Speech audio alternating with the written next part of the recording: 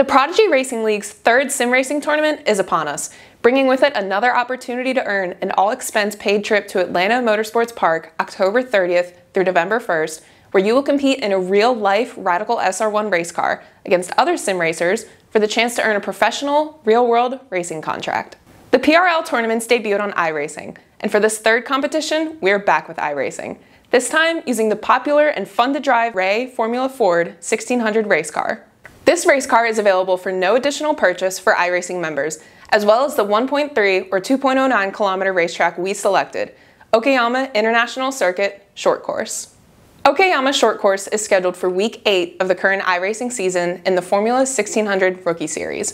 We'll get to the format, dates, how to enter, and more in moments, but to help you prep for the competition, we turn to iRacing Sim2Reality driver Glenn McGee to take us through a lap of Okayama Short Course in the Formula Ford 1600. Hey everyone, this is Glenn McGee, iRacing's Sim2Reality driver. I'm iRacing's champion turned professional race car driver and currently race in the MX5 Cup series, as well as IMSA's Lamborghini series. And I'm here to guide you through another week of racing Prodigy. So we're at Okayama this week on iRacing's platform, and we'll be running the F1600, which is a formula car, kind of newer to the iRacing platform. It's a wonderful car to drive, very difficult, takes a lot of precision. It's very pitch sensitive to any inputs you put in. So if you can be very precise with your driving, you can get a lot of time out of this car. It's also easy to make a lot of mistakes. But this is a track that's been important to my sim racing career. I've held a lot of world records in different configurations in cars. So I was able to put a good lap together here, and let's see what we can learn from it and see if you guys can get any tips and drive this a little bit better based on what I'm showing you. Okay, so starting our lap, first thing we need to know about this car is shift early. I wouldn't shift beyond the blue lights, all the power's down low.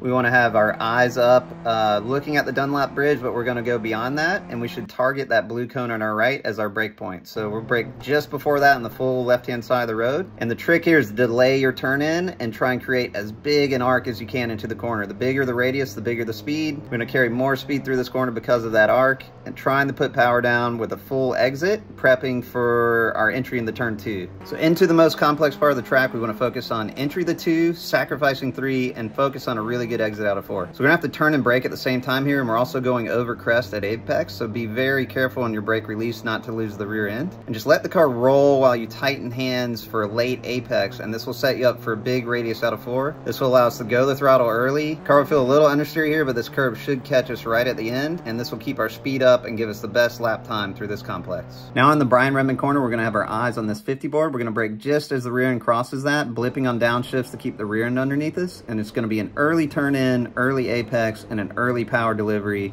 Trying to hustle the car over to the middle of the track so that we can set up for David Hobbs' corner. It'll be a downshift the first, another early turn in, and it's going to be hard to put power down here, but it's slow power delivery. Try and keep our speed up, and now we're heading towards this kink, which is usually flat out, but you can breathe out of it if you get a hint of understeer here. And then into this final corner, there's this curbing off to our left here. I brake just as I cross that curbing, not too hard. And the trick is to get off the brake early and then roll a lot of speed down to this apex and try and get an early power delivery through the apex. And you should feel a lot of understeer just having this curb catch you on exit. And then we're just focused on hitting those blue lights and keeping that speed up and crossing that finish line and hopefully getting a good lap at the end of it. So there's a lap for you guys to reference. Hopefully you find it helpful, and I want to wish you all the best of luck in this round of Racing Prodigy.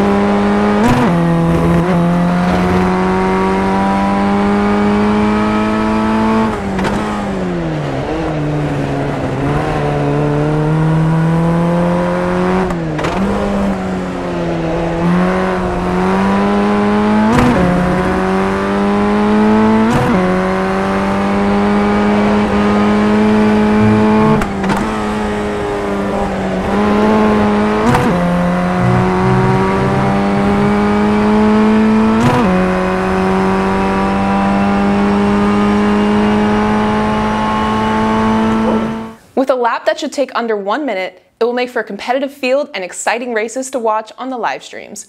But before the races, we will host time attacks for stage 1 of the competition. And like our first iRacing competition, the top 40 racers, based on ultimate fastest lap times, move on to stage 2, the semifinals. Finish in the top 10 of either semifinal race, and you will move into the final stage, stage 3, where we will crown our third Prodigy Pass winner. All eligible tournament participants will receive the official PRL iRacing FF1600 Cup commemorative iRacing livery to add to their collection.